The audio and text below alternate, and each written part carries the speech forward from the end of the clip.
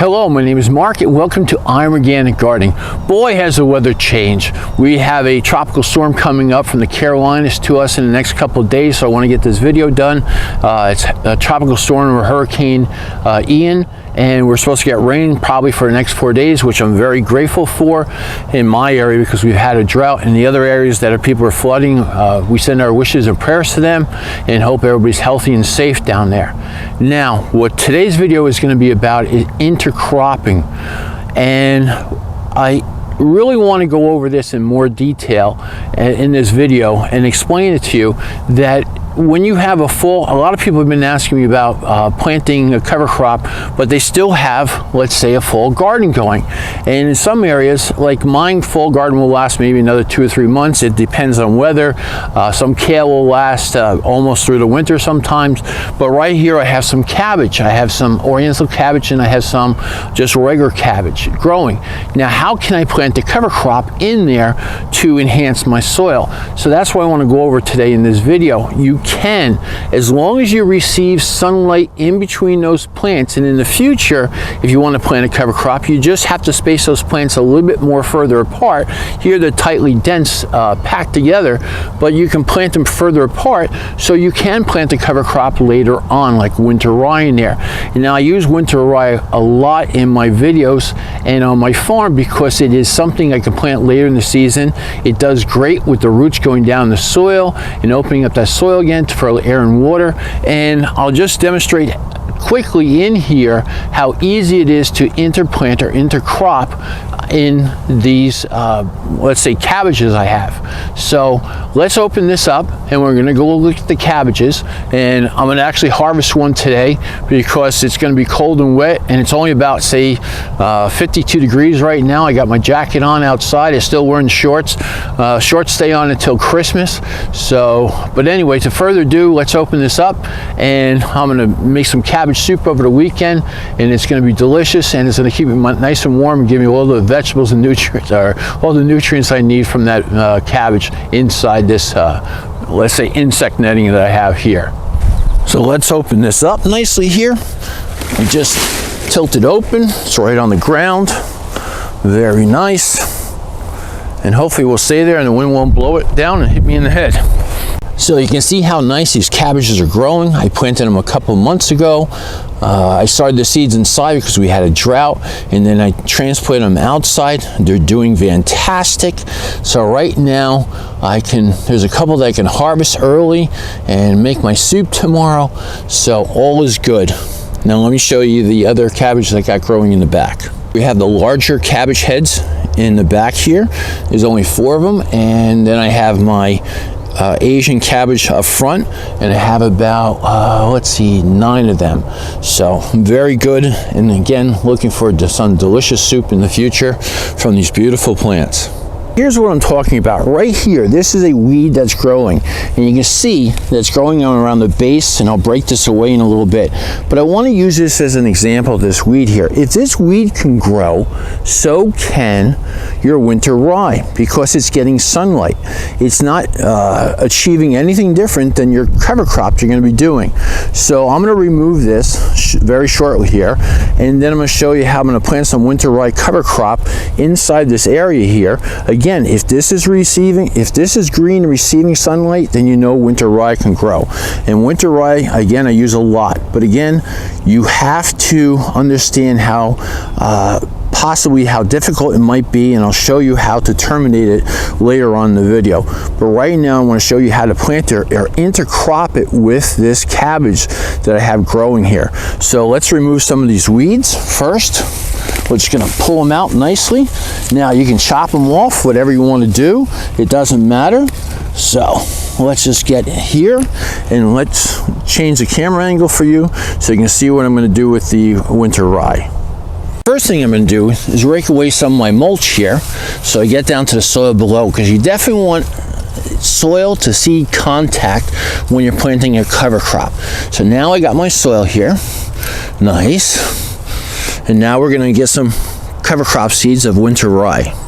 We have our cover crop seed of winter rye. Now this is a lot for this area, but I want to just show you this winter rye. Winter rye is just that. It's winter rye, meaning it grows over winter.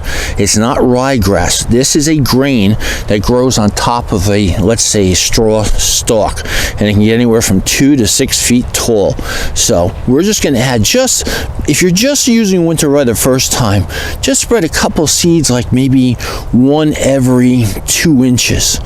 Now you can also do, if you've never used winter rye before, you can actually just make a hole and drop, let's say, 2 or 3 seeds in there. You only go down about 1/4 inch to 1/2 inch.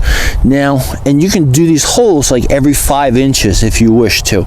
And also when you're done planting here, you want to rake in, again, like I said, 1/4 to 1/2 inch deep and cover it with soil. So, and you want to, and you can come down and pat it back in like so, because you want that soil to seed contact. Now, we're not done yet. We have to water it. Now, like, tomorrow's going to rain, so I know I'm going to get plenty of water. We're supposed to get 1 to 2 inches of rain. But if you don't have rain coming, you still have to water it. So this is all done. Now we got a cover crop seed with a living root over winter that's going to help build our soil. And that's the key. We want a living root. Now, all these other plants in here, I'm going to harvest a cabbage right now. There's one that's quite large for my soup tomorrow, so we're going to harvest that, and then we're going to plant some seed back in that area. So here we have a nice cabbage ready to harvest. We're just going to go down underneath here and go right to that root system. I just have a little tool here that cuts it off right there on the bottom. Oh, beautiful. Look at the size of this thing. Just fantastic. Oh, you gotta love it. Oh, just gorgeous. Oh, it's gonna be good in my soup, and I think I might even make it tonight. Now we have one less cabbage in our garden, so even better yet, I have a new planting area for some cover crop seed. Now here's our hole right here. I'm going to clean all this up, add a little more winter rye, 1/4 inch to 1/2 inch deep, and then add some water, and it's going to grow and build my soil over winter. Again, we're going to rake some of this mulch away because I want to get down to the soil. You always plant seeds in soil. Now we leave the root in, that's all right, and this is good. And let's get some seed. We're going to rake this up, a little bit of a rock. We're going to loosen up the 1/4 inch to 1/2 inch deep of soil here, and then we're going to add our seed. Now again, just very little seeds, not too much. I can always come back and thin them out later on if I have to. I think it's too much, or it might be giving me problems in the springtime. Now we're going to just rake them in. And if you want to, you can just nicely step on them a little bit because the soil is nice and soft. Give us our seed to soil contact. So next spring, after you plant your winter rye, it's going to grow this tall. That's what we're talking about here. This straw-like image. Now it's going to be green all the time until it gets to the point where it starts turning brown on its own and making straw. But you can see how tall this gets here. This is something I pulled out a while ago, and it has a seed head on top. Yes, you can save the seeds, but you have to let it mature to that point. You can't terminate it ahead of time. So a lot of people want to know, what do you do with this winter rye in the springtime? At any time you can cut it down. You just have to cut it down 30 days prior to when you want to plant in your soil. So what do you do? Now, it depends how big your garden is. You can use a weed whacker when it's green. Now what you do, this nice little tool here, or any tool, or any spade or shovel or anything else too, you got to cut it off right at the soil level here. And then what you have is this plant, you have to remove this growth here where it meets the soil. That's the thing, you have to cut it right down at soil level. Now if you hit the soil, it doesn't matter, nature will repair itself, but you want to be able to cut it right at this soil level. In our soil we have bacteria and fungi, so in the winter time is a time that the fungi grows because there's less predators to actually eat that fungi in the ground. And when we have that living root of the winter rye, or roots that survive the winter over winter, this mycorrhizal fungi, which I'll show you a chart, goes into the root, invades it, and then grows out from the root into your soil, opening it up, and also building soil aggregates. It's a very ingenious thing. let's say you don't have mycorrhizal fungi in your soil, you still have fungi eating the roots to supply it, let's say opening up those pores in your ground. It is nice to have mycorrhizal fungi in your soil, but it isn't 100% necessary if you're just trying to get ahead and get a little bit of fungi. There's all different kinds of fungi and all different kinds of bacteria. There's probably they don't even know how many there is today, but there's hundreds of both of them. One last thing I want to share with you is this list that's in the description, and at the bottom of the list we have the Brassica family, which includes our cabbage here. Now the cabbage does not grow mycorrhizal fungi in the soil because it doesn't have an association with that fungi.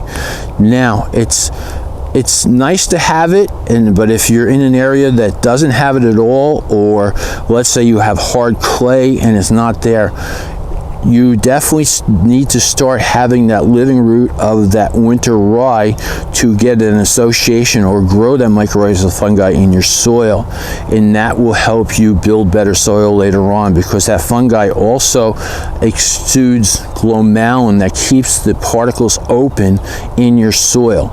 So if you live in the area with a hard clay soil, you want to do a cover crop that grows mycorrhizal fungi so you can open that soil up once again.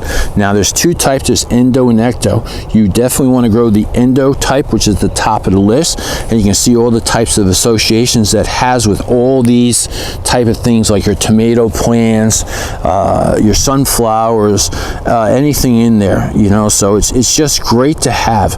Now also you can use, if you're in a warmer area and you don't have something, you can grow even wheat and instead of winter rye, because it's a lot easier to let's say cut down in the springtime than to deal with the winter rye.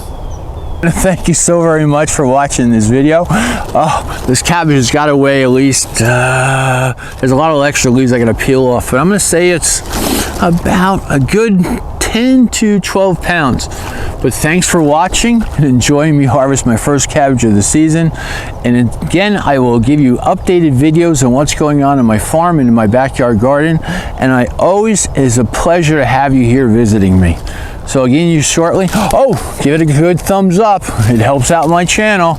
And hang in there and we'll see what happens. Hopefully everybody's getting some nice rain to get over this drought in certain areas. I'll talk to you soon, and happy gardening.